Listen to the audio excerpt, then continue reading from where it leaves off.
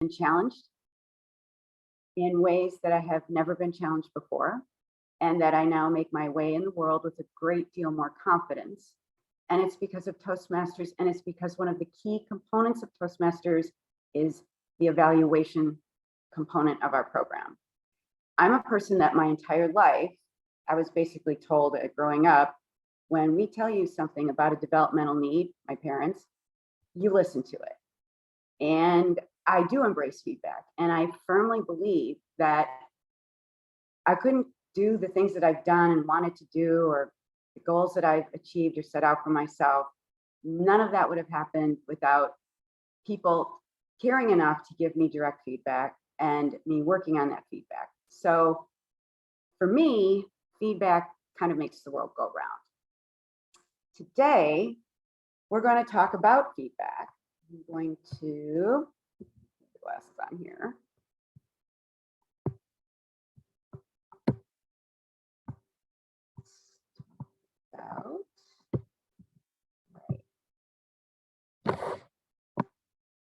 We're going to be talking about enhancing feedback. And this is the agenda, our objectives, if you will. What is feedback? What is quality feedback? We will go over a little bit the evaluation rubric. We'll talk about some of the challenges that you might encounter as an evaluator and as a speaker receiving feedback. We'll go over some evaluation techniques that you may or may not be aware of. And then I'm actually going to play a short video. It's the winner of the International Evaluation Speech Contest, and it's really pretty cool. And then if there's time left over, I was going to run a 1 minute with John Maxwell module and thought maybe we could try evaluating it. Of course, with such a big group, I'm not really quite sure how that will go. Let me ask a question. How many of you out there have given feedback? Have done an evaluation for a speaker? And then I'm kind of curious, why this session today? I would like to know, what about evaluating others you would like more information on? Looking at my chat, see if anybody's responding. Teresa, Flynn, I can always use improvement. Yes, I totally believe that. All right, new techniques, cool.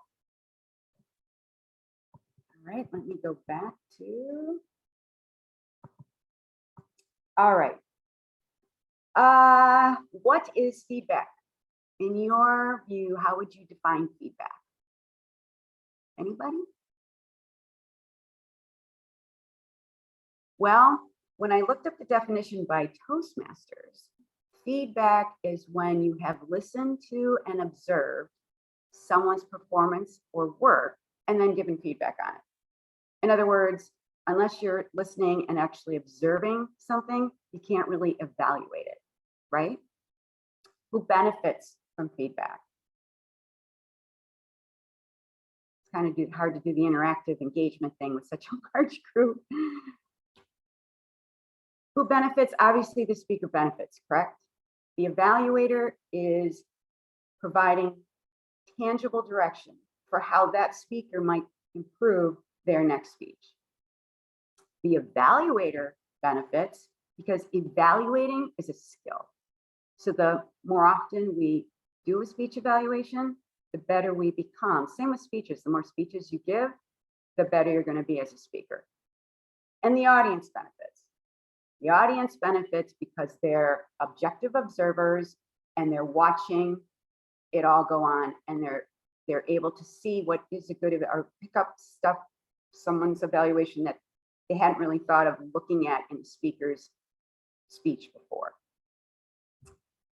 When I was starting out, let's say I was a year and a half in, and I had served in all the roles in the meeting, was starting to be serving for my second and third time, and I was really liking the whole evaluation thing. So I would sign up as a speech evaluator, and I thought I had really had it all down. I mean, I was focused on my speaker, laser focused, wrote copious notes. And one evaluation in particular, I told the speaker what a great job she had done. I had example upon example upon example of all the good things about the speech that I liked. Then I kind of repeated parts verbatim because I had taken all these copious notes of the speech that I thought were very meaningful and could be a potential takeaway. And then I wrapped it up with, it was just, you had a great speech. And I think the speaker felt pretty awesome. And then later in the meeting, the general evaluator, who happened to be also our VP of Education at the time, when she spoke and addressed the group at the end of the meeting for her report, she said, people, we need to do better evaluations. An evaluation is not telling the speaker how well they did or repeating their speech to the group.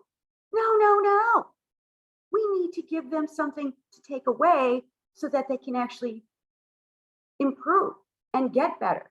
Constructive feedback is what we need to start doing. And I remember thinking, oh dear Lord, she's totally talking about my evaluation. So I thought to myself, well, that was great feedback. She's absolutely right.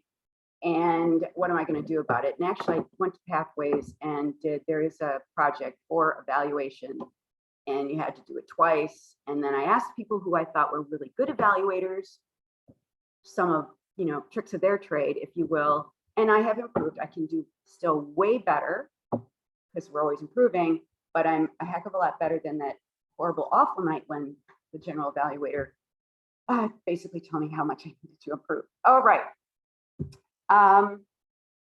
Why is feedback important? I think I just gave a great example. It's so that you can move forward and change something that could be done better, could be improved upon. And I have to say, I'm really engaged in this. I'm not looking. Oh, I hope. Can somebody save these chats for me? Is that possible? I would really appreciate it. I should have had somebody set up to do this for me before the presentation. I apologize. If you need participation, Tracy, I'd be happy to read out stuff, and I am recording, so we'll get things covered. Okay, you're a goddess. Thank you. Yes, I would very much appreciate that. Thank you. Should I stop here? Is there anything that I need to address before I move on to the rubric? So Nancy does point out that feedback makes you aware of mannerisms and speech patterns you might not be aware of. Everybody benefits with evaluations, and Brenda actually points out that she finds the value in evaluations that they're challenging, but helpful to help them improve, but she claims she also only tends to say the positive things. So it sounds like we're going to learn a lot of really good touch points from your presentation. Oh, here's hoping. Thank you, guys. All right, so there is a roadmap, and I'm going to share my screen. Toastmasters has given us a roadmap for kind of how to structure our evaluation, right? And I'm assuming we've all seen this. This is the general evaluation form. And before I go into this, what is a rubric? I thought I knew. I knew it had something to do with in the academic silo, if you will, that I kind of thought it was associated with curriculum. And when I did my research for this presentation, I was absolutely wrong. Are any of you educators out there? Does anybody know what the exact definition of a rubric is? Well, a rubric is a scoring guide to evaluate performance, a project, or a product. And a rubric must contain 3 components: performance criteria, a rating scale, and indicators. And our rubric here for Toastmasters does exactly that. And before I continue, 2 things. One, if you are doing an evaluation for a speaker and that speaker is doing a Pathways project, in addition to orally delivering the evaluation in front of the group at a meeting, the expectation is that this form will be filled out and then submitted back to the speaker, because technically the only way we can complete our project for Pathways is with that written evaluation form received back to us. Also, each project in Pathways has its own evaluation form. If for some reason the evaluator isn't able to have that in front of them, I very much encourage all of you download the general feedback form, and that is perfectly acceptable for Pathways project. All right, the first part of the evaluation feedback form, general comments. And I do use this. So what did you excel at? What you may want to work on, and to challenge yourself. And I'm going to stop right here and say, it is hard for me to talk about what to improve upon or work on. And a buzzword going around in Toastmasters meetings circles these days is saying it this way, as follows. I invite you to push your camera back, in that if you're using a lot of hand motions, right now we're not seeing them. But if you push your way back, your screen gets bigger and we will be able to see you. Or I encourage you to take a look at your speed when you talk. So for example, a very consistent, you can improve on thing for me is I talk too quickly. When I practice my speeches, I'm almost over time every time. So I'm at the 7-minute mark, if it's a 5 to 7 minute speech. When I'm in front of all of you, I'm at 5.5 minutes. It's like clockwork. I'm still working and slowing it down. So that would be something. Tracy, I encourage you to maybe take a closer look at your time, slow down your words. The thing that I struggle with, people, is to challenge yourself. And I've heard some good examples. Does anybody out there have any good examples of what you have provided to challenge a speaker moving forward?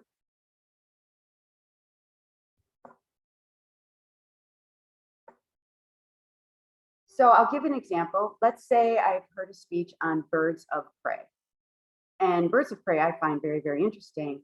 And someone's feedback on that was, to challenge yourself, birds of prey, but let's take one of the birds of prey, let's say hawks, and expand on that, so that now you have to do a speech with much more detail. Instead of a broad overview speech, now you're doing something more specific, and that is a challenge because that's a different kind of speech to do. Another thing to challenge somebody, let's say they're using cue cards still. I know that oftentimes to challenge yourself, maybe try a speech without the safety net. See how it goes. This is the perfect environment in which to try. I have also observed there is a speaker who, all the speeches that we saw were using PowerPoints. And it was not becoming kind of a crutch, but let's face it, if you have PowerPoints, then the focus is not solely on you, which makes people sometimes feel a little uncomfortable with. So the to challenge yourself part or piece was, hey, why don't you do a speech without visual aids? Just try it. Then it's a different kind of speech for you. It's obviously going to take you a little bit outside your comfort zone. And let's face it, we grow when we are pushed outside our comfort zones. Anybody have any comments about this first page or any of the things that I've discussed? Teresa, is anybody doing anything out there? Sandra actually talks about how she encouraged others to slow down, add pauses so the audience can absorb and gather their own visuals. And she indicates that part of why she is really conscious of this is that she feels that she also talks too quickly. So it's kind of that we're sensitive to it and we share that with others. Chris Poole says she talks too fast too. And Matthew Noy says he crowds his words. Some people crowd words or stumble on the words when we speak. And when you give the words more room, the magic can happen, because he's Matthew Noy, and of course that's exactly the truth. Historically, I have suggested to people to use different visual aids, because while PowerPoints can give you a lot of information, it's really important to be sharing the information instead of putting it on the screen. So I'm inviting everybody to the Moments of Truth presentation in a little while to tell me how much stuff I have on the screen, but also using different visual aids. If I'm doing a PowerPoint, I can still use different visual aids. And one other option is using different technology. Instead of just a PowerPoint, use stuff in the background. I'm noticing that Tracy uses a slide in the background to give us some really good information, even though she also has that screen share. Brenda says she likes the suggestion about narrowing the scope of the speech, as she has the issue of trying to pack in too much. And when you cut it down, it loses important content.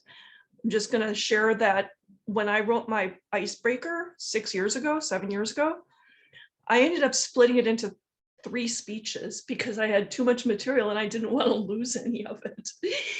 So I think a lot of what we do is sometimes we see our own issues, whether it's from an evaluation or from experience, and that makes us even more sensitive to what our speakers are doing. So let's hear some more cool stuff from Tracy. I'm going to shut up now. No, thank you very much, Teresa. Quick question, everybody. Am I speaking too quickly? How am I doing? I'm doing okay? All right, excellent. All right, now, whoopsie, go back to here. Oh, yep. This is the part, this is all 3 of the components of a rubric that are required. You have your performance indicators, clarity, vocal variety. We're all familiar with this. Then you have the rating scale, which is 1 to 5. And you have your indicators. So these are indicators for what you should be looking at to score, let's say, a 3. And I'm going to share a little story with you. As I was starting to prepare for this presentation, I asked somebody who was a tenured Toastmaster, an excellent speaker and evaluator, and said, you know, have you ever evaluated somebody at 2 or a 1? I never have. I think the lowest I've ever given is maybe a 3, and that's not a lot. And her response was, oh yeah. And I said, seriously? And she said, oh, sure. I said, under what circumstances would you give somebody a rating of a 1 or a 2? And she said, well, I'll give you 2 examples. Let's say it's several speeches down and the person is still just looking at the cards and just reading right off the card. They're not lifting their head, they're just reading off the cards. And she said another circumstance might be somebody who clearly has not practiced the speech or prepared in any way, shape, or form, doesn't appear to care necessarily about that, and is pretty much wasting everybody's time. She said that is 1 or 2 worthy. And I thought about it, and I would agree. And I will also say that I have never encountered either one of those circumstances. So I'm not a super good, too high rater. I think I'm right where I should be given the speeches that I've evaluated and listened to. I am going to stop screen sharing. Does anybody have any questions about the indicators, or I don't know if people find this useful. I have found it useful and I do use it. Now, so we've taken and talked a little bit about feedback. What is feedback? And then gone over the rubric. It has a role. I do believe it's a great roadmap for us to use. We talked a little bit about the importance of filling it out if that speaker is doing a Pathways project. And let's talk about challenges just real quickly. There are challenges if you are an evaluator, and there are challenges if you're a speaker receiving an evaluation. And what might those be? Well, first of all, and this wasn't even part of the whole presentation guide, study guide thing that they want you to use when you do these types of presentations. But for me, one of the biggest challenges I have, especially when I was an early on Toastmaster member, I'm evaluating somebody who's a great, awesome speaker. You know, I remember the first time that I did an evaluation, I was evaluating somebody that had been a Toastmaster for 10 years. Hello? I didn't feel super comfortable with that. At the end of the day, now that I know a little bit more, that actually was kind of a good thing in some respects, because I was just, whatever, it was just my honest response to what I just had heard presented. So I think that is kind of a challenge. And I think if you're an evaluator and let's say you don't understand the content. I was recently in a meeting. Thank goodness I was not the speech evaluator. And it was a corporate meeting, and this person's speech was actually practice for a presentation that he had to do to his manager. I understood very little acronyms, words I'd never heard of, systems, all sorts of IT. And I just thought, thank goodness I'm not doing an evaluation, because I don't know if it would have been very, very worthwhile. Virtual environments can create issues. I was doing a speech evaluation this summer and my Wi-Fi got wonky. I only heard about a third of it. I still did the evaluation, but that was really short. That wasn't, obviously the speaker took a hit on that because I wasn't able to see the whole thing. Sometimes the evaluator may not be able to take enough notes or have enough time to do a good evaluation.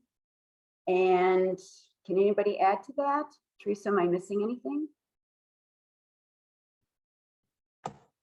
Let me take a look. So let's see.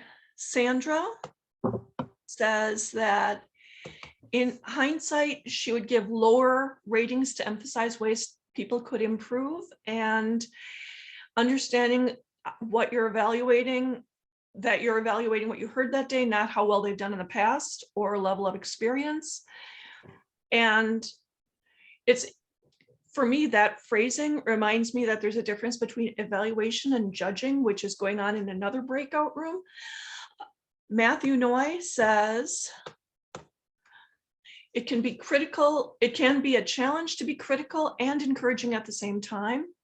If they need work, you don't want to be too critical, but if they're too good, it's hard to find meaningful room for improvement. I like that. All right. Anything else, Teresa, before I move on? Good material, keep going. Okay. And then what could the challenges be for a speaker receiving an evaluation? Well, the first challenge is if the speaker doesn't really want to change, right? If the speaker is just not really open to embracing constructive feedback, or maybe the speaker doesn't understand what the evaluator is trying to communicate. That can happen. Sometimes I've gotten evaluations standing up there in front of the room at a meeting, and they're excellent, and then I forget because I didn't write it down right away. That could be a challenge. So I'm not taking the feedback with me. And then lastly, to what was just mentioned in the chat, for both the evaluator and the speaker, let's say you have a predisposed judgment, either as speaker or as evaluator, that may color, if you will, the quality of the evaluation or receiving and embracing that feedback. Now the fun part. Is everybody good if I keep moving on? The next thing we're going to do is talk about evaluation techniques. All right.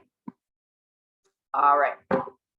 This evaluation technique is give an Oreo, also known as the sandwich technique. Now, who has heard of this and used it? Yay! Yep. It's my default evaluation structure. It's the wafer on the top, which is, this is what was really good about your speech. This is what I liked about your speech. The cream, of course, is here's where I would invite you to consider doing this, moving around more, switching up your order of things. Consistently, I have been told that my endings are not so good. And after finally, it took me a couple times to realize, oh, this is a consistent trend, if you will, that my endings kind of suck. So I went about investigating, and I found out somebody suggested write the end of your speech first. And so that's what I do. And I'm still not a stellar wrapper-upper, but it's a heck of a lot better than when I started. And the wafer on the bottom is wrapping it up with leaving a good vibe, saying something that the speaker walks away with. The last thing that they've heard is something good about their speech. The next technique is give a gift. Who has heard of this? Anybody? I had not actually before I did this presentation. And I like it. It's what is good about the speech, what could be improved, what was the favorite thing about the speech that I liked, and then what's the takeaway? Let's say it was a speech about a particular movie that this speaker watched at a specific time of year and it meant a great deal to them, and why. And listening to the speech, my takeaway might be, you know what? I'm going to rent that movie. That sounds like an awesome movie to watch that everybody could benefit from. And what I like about this technique is it's warm, fuzzy, warm, fuzzy, warm, fuzzy, 3 warm fuzzies, 3 goods, and then 1 improved. So the ratio is 3 to 4 versus 2 to 3 with the Oreo or the sandwich. And does anybody have any questions about this technique? Tracy, you're going to speak up because I'm looking at a different screen. They don't have questions about the specific technique other than how interesting it sounds and how some of them haven't heard about it. Okay. But many people are indicating that one concern they have is that when they offer feedback that isn't wholly positive, sometimes they get not positive reactions and people take it personally. And I agree, that can be a serious issue. That even though you're couching this opinion with these are all the good things you did, these are the favorite parts, you'll still have people who think that here's your opportunity to improve is really an attack. And I think that's an excellent point. So this is what I'm thinking, I'm noodling on here. What about, and I did this a lot when I was managing a sales team. What I would try to always do is take out the you. In other words, it was always about what's best for the organization, or when we do this, the organization can better benefit by X. In as much as possible as I can do that and take out the you or the I will try that. Also, a lot of the times when I'm giving feedback, typically I've been there and done it myself. So sometimes saying I do the same thing. When I am in front of the room, even though I practice, I just speed up the words. I go from 60 words a minute to like 120. We all do it. And now I know that the club is even larger than it was before because, you know, we share the same thing. Was that helpful at all? Sounds good. Actually, Sandra brings up that when doing an evaluation, frequently we are suggesting to use I. So even though that does keep it personal, it's emphasizing that the evaluation is an opinion, because it is. We're not going to sit there and time people on the exact number of words and give some crazy metric saying that means you are too fast objectively. It's our gift is our opinion. And like you said, if multiple people have that opinion, that gives it extra traction. But it's important for us to hear that opinion. And realize that that opinion is valid, because all of our club members have valid opinions. We're sitting through your speech. That means that we have that, we've passed that ability to give that evaluation. James Trainer says our evaluations are personal reflections, and they are. Donald Barbieri requests that you give an example of a takeaway, that T at the end of gift. What takeaway would you possibly hear from somebody talking about a movie or talking about a professional practice for their company? And I just want to encourage people to share in the chat, because you will have the opportunity to fill in the form for your attendance, but additional documentation never hurts. So share your opinions in the chat. Tell us about a takeaway, Tracy. Other than, well, I'm going to go rent that movie, it could be, my takeaway is I need to think about what really is happiness. There was a speech that I heard. She talked about the happiest countries, the happiness indicator, where they had what countries had the highest happiness indicators and the characteristics of those indicators. And I thought that could also be kind of a parallel to our own personal happiness. And I thought it was kind of profound that the happiest people on the planet were happy because of certain reasons. And so a takeaway from that would be, I'm going to kind of assign some of those reasons to me personally, because don't we all want to be kind of happier? It's if the takeaway is what about the speech would possibly have you take some action or make you feel a little differently about something or change your perspective, or maybe it's, this is a great topic, I'm going to take some time to Google it. You know, and maybe there's not always a takeaway, but then maybe your evaluation technique would be back to the Oreo. I'm going to move to. While you're moving, Oh, yeah. Nancy says that one takeaway could even be a comment about obvious improvement over time. Yes.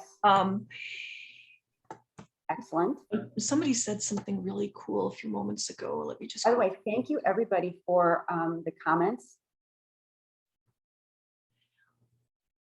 Barb mentions that a good evaluation is a gift. There is some validation, but also the opinion on how to improve is like icing on a cake. I'm all about cake. Mm-hmm. Let's see, another comment is, where did it go? One person asked if, you know, what's a good response for evaluation? And sometimes people just say, thank you. I'm just going to offer my opinion really quick, is that an evaluation as a chunk of the meeting is a starting point. You always have the opportunity to ask for that clarification after the meeting. And especially if your club has a mentoring program or something, you can get that additional feedback. Matthew mentioned earlier that one of his clubs, well, his only club, because it's my club, does the opportunity to offer that additional feedback through chat or email. So getting those additional opinions also helps. Robert Kubiak says, a person may feel weird getting negative feedback as a gut reaction, but after reflection, we should take the criticism as it was intended. In the heat of the moment, it doesn't always feel great. I love that. I absolutely have a visceral reaction at times, but sitting down and rereading it later is awesome. It gives me something solid to go with. Back to you, Tracy.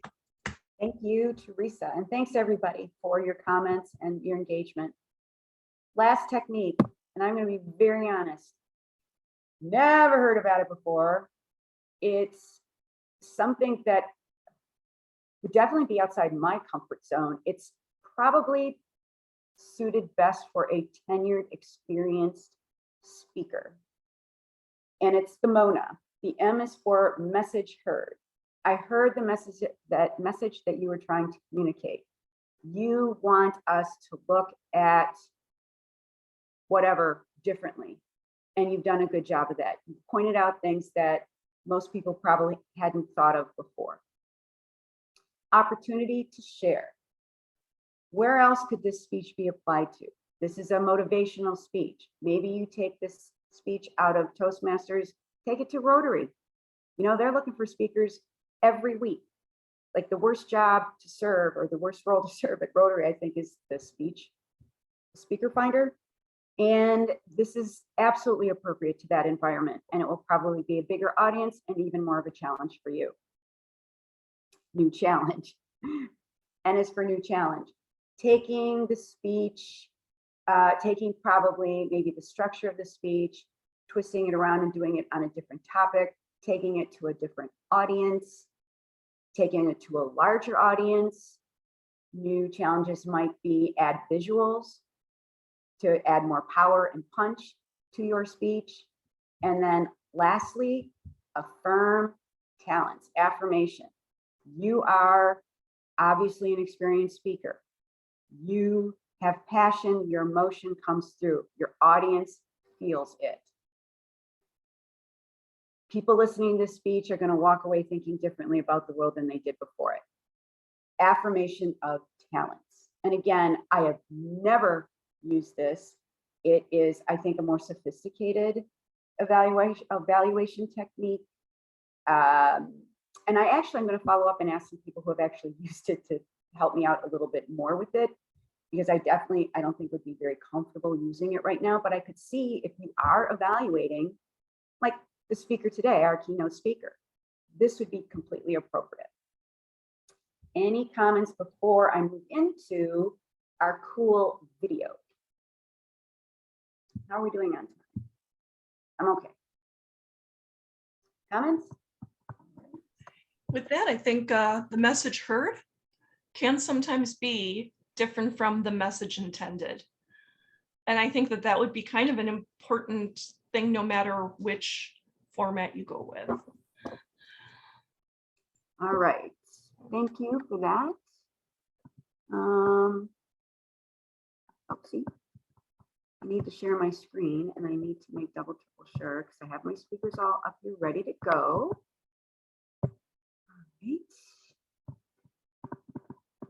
All right. There we are. Now he's gonna, every time I do this, when I practice this presentation, if for some reason it starts out right away, but his name might be getting cut off.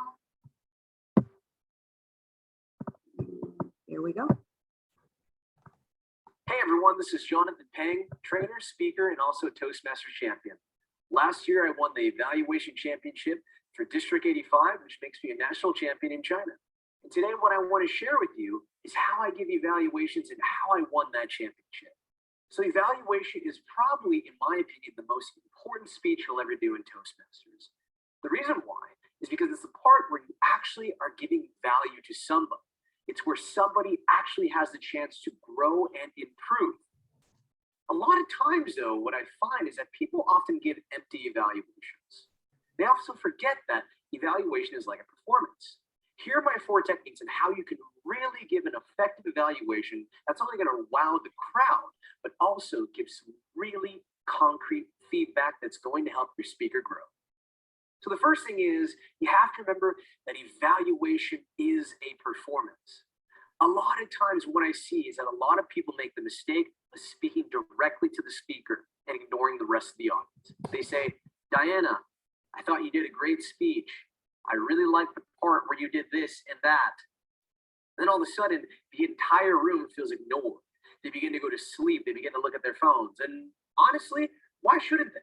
You're ignoring them because you're forgetting that evaluation is a performance. Here's a better way to do it. The bad way would be, Diana, I really like the way your body language. Your body language is really good. Versus, ladies and gentlemen, the most impressive part of Diana's speech was her body language. Notice how her body language brought this story to life. So as you can see here, the first way I did it, I'm talking to the speaker directly. I'm not really making it for everyone. The second way, I am addressing the entire audience and performing.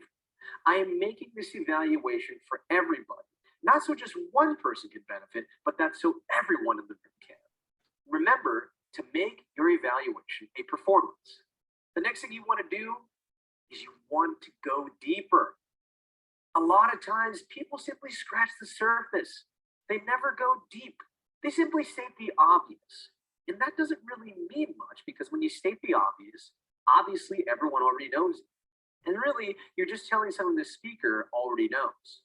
By going deeper, you're helping to uncover something that can maybe be of tremendous value to the speaker themselves. Here's an example. She has a really great key message. Now, that's very simple. What if we go deeper? Ladies and gentlemen, notice how her key message is perfectly in line with the rest of her content. This is perhaps the most important thing you want to do when you are beginning to write your speech in Toastmasters. When you start with a very strong yet simple key message, it becomes very easy to align content A, B, and C to follow towards that key message and ensure that everybody knows what you're talking about and really make your speech come to life. So as you can see there, I've gone deep. Instead of stating something very simple and obvious, I've tried to go a lot deeper to provide some extra value. And especially when it comes to context, because when you're competing in the evaluation contest, you usually have 6 to 8 people that are probably going to say the same thing. So the deeper you can go, the more unique you can be, the better you're going to be on the judges' radars. Next is to give examples. It's one thing again to scratch the surface and say, she has great body language. Simple, whatever. But to give examples, to go deep, this is showing that you are an expert. What that means is that you know how this speech could be done better. And not only do you know how, you're going to show us that you know how. By showing us, you add a lot more credibility to yourself as an evaluator. This way also, the crowd, the audience can also see your demonstration of how this could be done much better. Let me show you an example. Now, the simple way would be, she has great body language versus, notice that as she gets angry in her speech, she begins to clench her fist. She begins to scrunch her face. You can see in her body language just how angry she is. And that's important to do when you're trying to express emotion in a speech. So notice what I did there? The simple way was to simply tell you she's got great body language versus giving the example, showing how it was actually done. Now, what I just did there was to highlight what was already done by an example. Now, what you'll often have to do is remember, you're trying to help the person improve.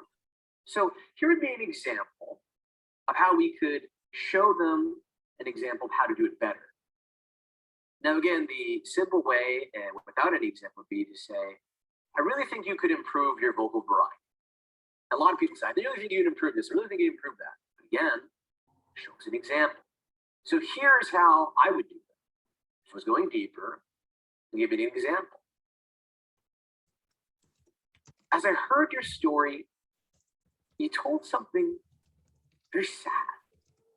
A story about pain and suffering. But I noticed the entire time that you're smiling and you sounded quite happy about it. That is wrong. What are you trying to tell me? I would suggest that instead you implement more vocal variety. If you're trying to tell a sad story, speak slower. Speak lower. And don't have strong, cheerful body language, because this is a sad moment. So, ladies and gentlemen, notice that example there. I point out the problem, and I point out why it's a problem, and I demonstrate how it could be done better by giving an example. So again, give an example how it should be done. It's going to make you a lot more credible. Everyone's going to learn.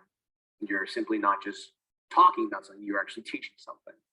Last, ladies and gentlemen, is to use your time wisely. Now, you don't have a lot of time. And often what happens is that somebody goes to the stage and say, let's give that speaker a round of applause. 15 seconds have passed, 20 seconds have passed. Wow, I really like that speech. 30 seconds have passed. Let me talk about the good things about this speech. All of a sudden you say a bunch of good things that everyone already knows about. And okay, let me talk about the improvements. King. And your time is up. You need to use your time wisely. So again, you have very limited time. Essentially about 2 minutes and 30 seconds to 3 minutes to give your evaluation. My suggestion to you would be to fit the following in there.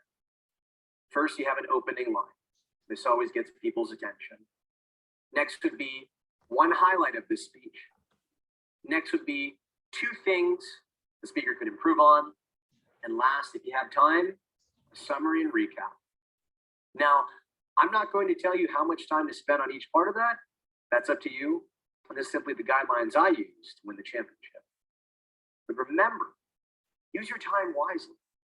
A lot of people say nice things the whole time. Whatever, we know. Yes, it's great. We're in Toast. We're going to grow. But by growing, we got to show a bit of tough love. Spend a little bit more time on the improvements. Highlight the one good thing, of course. Make it a tremendous good thing that was the bright and shiny light of this speech. But again, the improvements is the real feedback that's going to help the speaker grow. Now you might be saying, but Toastmasters is a place where we should all be nice and grow together. Well, I agree. But also at the same time, to be nice and grow together, we cannot mislead people. My suggestion is after the first CC speech, CC manual 1, 2, and 3, after that, which should be the icebreaker and getting your basic speech out there, show a little bit of tough love after that. After they've essentially gotten their wings and can start flying, it's time to be a bit truthful. That will be the best thing you could do for them. And last, of course, the things I've told you today are my method. Always remember that when you're not competing, see, when you're competing in the contest, it's no holds barred. You can talk about anything and everything. When you're evaluating somebody in your regular club meeting, remember to stick to the manual objectives. Sometimes people go way far from the objectives. As an example, a speech about body language, they begin to talk about vocal variety and structure. No. We're focusing only on the manual objective. That is the objective of the speech. So remember to stick to those.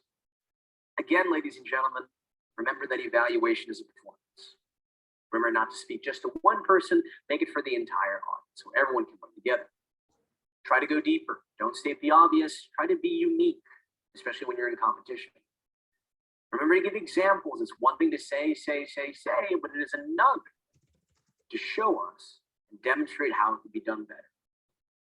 Next, use your time wisely. I know you want to be so nice and say all the good things. Remember, you only have such limited time. My suggestion again, 1 highlight, 2 improvements. It's up to you. And last, ladies and gentlemen, remember to stick to the manual objective when it's not the contest. Well, that does it for today. My name is Jonathan Pang, a proud member of Toastmasters here in Shanghai, China, a district champion, and also a learner for life. So if you also have some ways how you think we should give an effective evaluation in Toastmasters, please let me know in the comments. My name is Jonathan Pang, a trainer and speaker, member of Toastmasters, and I'm wishing you a positive and productive day. Okay. All right, I'm back. I hope you found that of value. I thought he did a good job of, I really like the examples piece. I noticed he does this a lot. That would be some feedback I would give him. Only kidding. All right, we now do not have a ton of time.